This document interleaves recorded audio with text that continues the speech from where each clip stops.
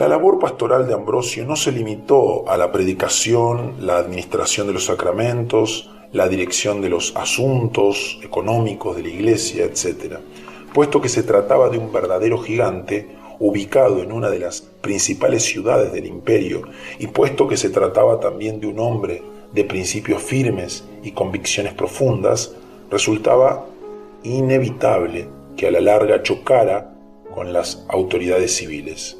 Los más importantes conflictos de Ambrosio con la corona fueron los que le colocaron frente a frente con la emperatriz Justina. En el occidente gobernaba, además de Graciano, su medio hermano Valentiniano II.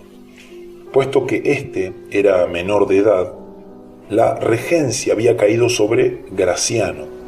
Empero, en ausencia de Graciano, la madre de Valentiniano, Justina, gozaba de gran poder y se proponía utilizar ese poder para afianzar a su hijo en el trono y para promover la causa arriana de la que era partidaria convencida. Frente a sus designios se alzaba Ambrosio, cuya política consistía en procurar, cada vez que una sede cercana resultaba vacante, que fuera un obispo ortodoxo quien la ocupara.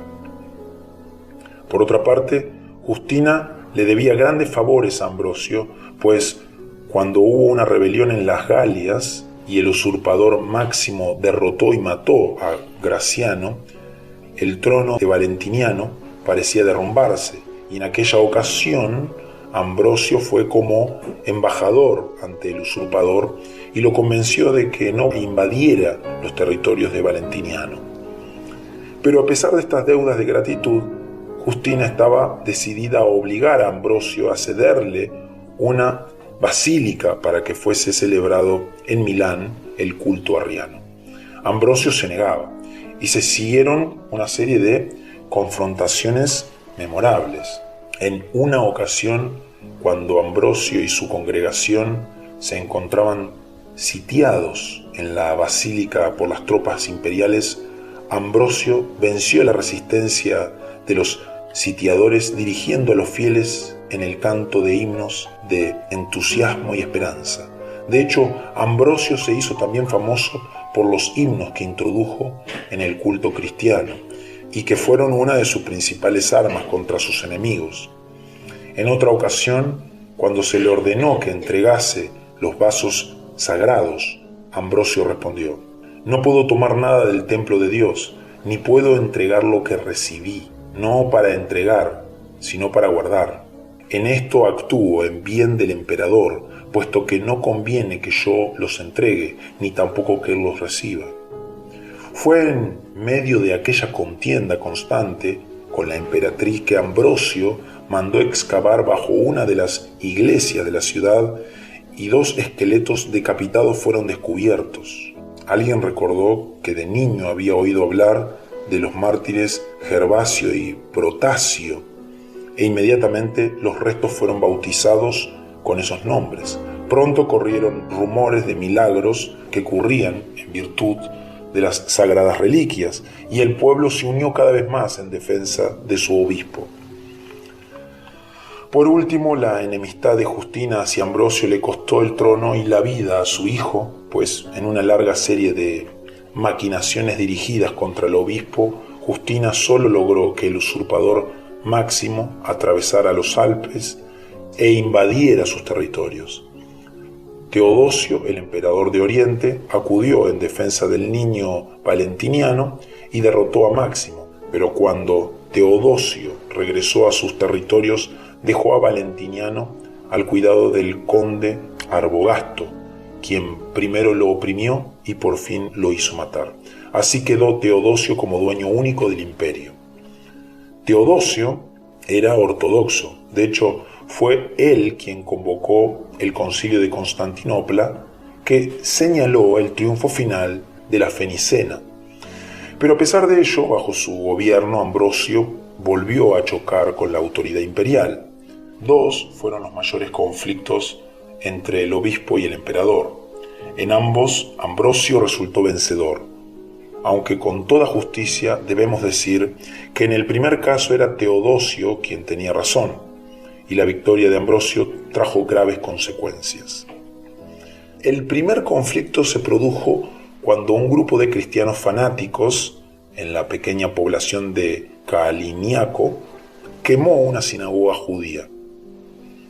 El emperador ordenó que los culpables fueran castigados y que además reconstruyeran la sinagoga destruida. Frente a él, Ambrosio decía que era impío por parte de un emperador cristiano obligar a otros cristianos a construir una sinagoga judía. Tras varios encuentros, el emperador cedió, los judíos se quedaron sin sinagoga y los incendiarios resultaron impunes. Esto sentó un triste precedente, pues mostraba que en un imperio que se daba el nombre de cristiano, quienes no lo fueran no podrían gozar de la protección de la ley. El otro conflicto se debió a una causa mucho más justa. En Tesalónica se había producido un motín y el pueblo sublevado había matado al comandante de la ciudad. Ambrosio, que conocía el carácter irascible del emperador, se presentó ante él y le aconsejó responder con mesura. Pero una vez que el obispo hubo partido, los cortesanos le aconsejaron a Teodosio que tomara medidas fuertes contra los habitantes de Tesalónica. Arteramente, Teodosio hizo correr la noticia de que la ciudad estaba perdonada. Pero cuando la mayor parte de la población se hallaba en el circo celebrando el perdón imperial, las tropas rodearon el lugar y por orden de Teodosio mataron a 7.000 personas. Al enterarse de lo sucedido, Ambrosio resolvió exigir a Teodosio un arrepentimiento público.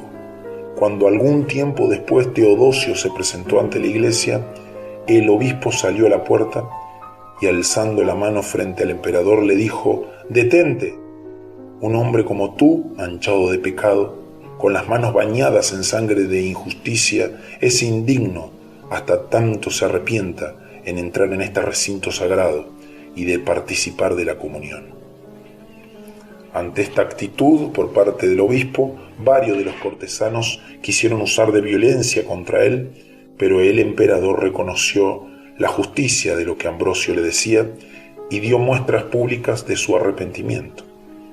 Como señal de ello y como una confesión de su carácter irascible, Teodosio ordenó que cualquier pena de muerte no se haría efectiva sino 30 días después de ordenada.